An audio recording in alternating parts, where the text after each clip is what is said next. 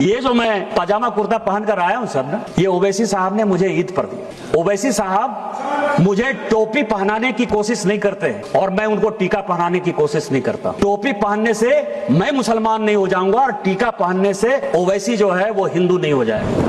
हम दोनों नदी की वो धार में, राष्ट्रीय स्वयंसेवक संघ का कट्टर आदमी, हमारा मुसलमान के साथ किसी प्रकार का कोई रिलेशन नहीं हो सकता। लेकिन जब देश की बात आती है, ऑपरेशन सिंदूर की बात आई, तो हम और ओवैसी एक साथ थे और हमने और ओवैसी ने देश के बारे में जो बात कहा वो सबसे इंपॉर्टेंट है सर। कि जब सऊदी अरब हम लोग पहुंचे और वहां का विदेश मंत्री जब हम लोगों को कहा कि आपको पाकिस्तान के साथ बात करनी चाहिए और ओवैसी जब उसको समझाने में नाकामयाब हो गए तो उन्होंने कहा कि निशिकांत जी आपको बोलना चाहिए। और मैंने कहा कि वो सरकार नहीं है, हम आपको सुनाने आए हैं, हम आपकी बात सुनने के लिए नहीं आए हैं। मनमोहन सिंह नहीं है हम कि 2008 में मुंबई बम ब्लास्ट हो गया और आपके कहने पर इसी सऊदी अरब के दबाव में, इसी अमेरिका के दबाव में, शर्म अल शेख में आपने जाकर समझौता कर लिया, एग्रीमेंट हो गया। पहली बार भारत सरकार ने कॉम्प्रोमाइज करते हुए यह बता दिया कि बलूचिस्तान में जो कुछ हो रहा है वो भारत सरकार का उसमें योगदान है। हम वो घटिया आदमी नहीं है। यदि हमारे आदमी को आपने मारा है तो हम मारेंगे।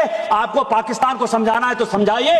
हम और ओवैसी ने कहा, क्योंकि जब ये नदी चलती है सर, हम नदी की दो धार हैं, लेकिन नदी गंगा सागर में जब मिलती है, समुद्र में मिलती है, तो वही भारत में अनेकता में एकता होती है। हम भारतीय हैं पहले, और यही बात कहने के लिए हम और ओवैसी साथ गए थे।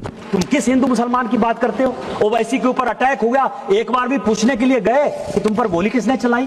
क्या बात कर रहे हो? केवल मुसलमान के वोट बैंक की पॉलिटिक्स करते हो।